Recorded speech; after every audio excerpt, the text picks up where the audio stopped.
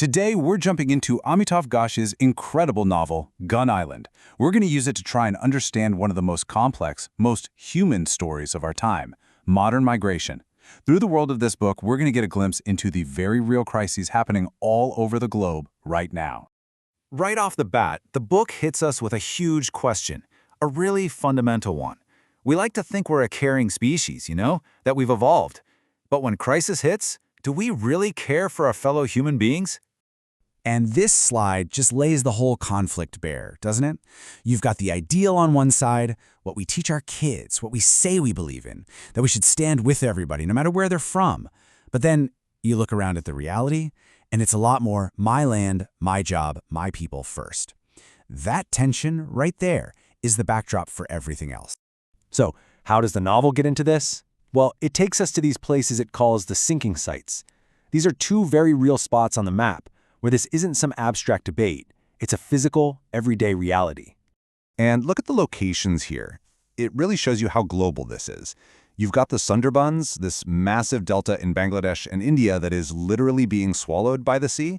And then all the way over in Europe, you have Venice, the famous floating city, which is also sinking as its foundations just erode away. These aren't just settings in a story. They're powerful symbols for a planet in real trouble. So, the sinking sites of the stage, but the real heart of the novel is the people. Why do they leave their homes? This is where the story goes way beyond the news headlines and gives us these deeply personal reasons. And you quickly realize it's almost never just one thing. I mean, just listen to this. It's from a character named Lubna Kala. During a massive cyclone, her family climbs a tree to escape the rise in water. But the tree is already filled with snakes doing the same thing. In all that chaos, her brother gets bitten, falls, and is just gone. So for her, what pushed her to leave? It was a terrifying, straight-up natural disaster. This wasn't a choice about money or politics, it was about sheer survival. That's the reality of living in one of these sinking sites. It's a climate catastrophe that sets her and her family off on this journey that, believe it or not, takes them all the way to Venice. But see, it's not always nature. For another character, Kabir, the threat was 100% man-made. What started as a dispute over some land just blew up into a full-blown riot. Staying home was no longer safe. So here you have another powerful reason people flee: communal violence. A local fight gets twisted by politics and powerful people, and suddenly his home is a place where he could literally be killed. His journey wasn't started by a rising sea, but by rising hatred between people. Then you've got Rafi and Tipu. Their story doesn't begin with a storm or a riot. It begins with a number, $250. That's the down payment a smuggler demands to get them started. For them, it boils down to something stark and simple: poverty. Life in the Sundarbans just can't support them anymore.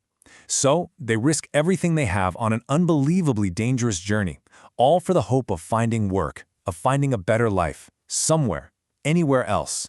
But the book shows us something else too. It's not always about escaping something terrible. Sometimes it's about chasing a dream. Take a guy named Palash. He's from a pretty well-off family in Dhaka. He's got a good job, a car, a nice suit. He's not struggling. His reason for leaving is what you might call socioeconomic aspiration. He's surrounded by these images of the West, of global brands, and he and his friends build up this fantasy. For them, it wasn't about escaping poverty, it was about leaving a life they saw as too narrow for a dream they built from things they saw from thousands of miles away. So, once that decision is made, for whatever reason, what actually happens next? This is where the novel really pulls back the curtain on the brutal, organized, and incredibly dangerous system of illegal migration. The journey is a terrifying, highly structured machine. It's not a simple trip. You have to find a broker, somehow scrape together a massive amount of money, and then you're literally packed into trucks, hiding from authorities, and passed along like a piece of cargo from one criminal gang to the next. And here's where it gets really chilling. This source material makes a crucial point. A network this huge, this organized, it can't just operate in secret. The implication is that people in power, maybe even inside governments, they have to know about it. And they might be letting it happen, either through corruption or just by turning a blind eye. All of this leads the novel to its most powerful, most disturbing conclusion. It draws a direct line from this modern crisis to one of the absolute darkest chapters in all of human history. And the book doesn't pull any punches. It says it straight out. What we're seeing today is almost parallel to the slave trade. It's arguing that we're watching a new version of a very old horror. Think about that for a second. Back in the 17th century, people were captured and shipped against their will in awful, dehumanizing conditions, all for profit. Today, people often pay to be transported, they go willingly, but they end up in shockingly similar situations, dangerous, exploitative, and dehumanizing. It forces you to ask, have we really progressed as much as we think we have? And so, in the end, all these powerful stories of floods, of violence, of poverty, and of dreams, they bring us right back to where we started. In a world of sinking lands and desperate journeys, what does it actually mean to be human? What is our responsibility to each other? The book doesn't give us any easy answers, and maybe that's the whole point.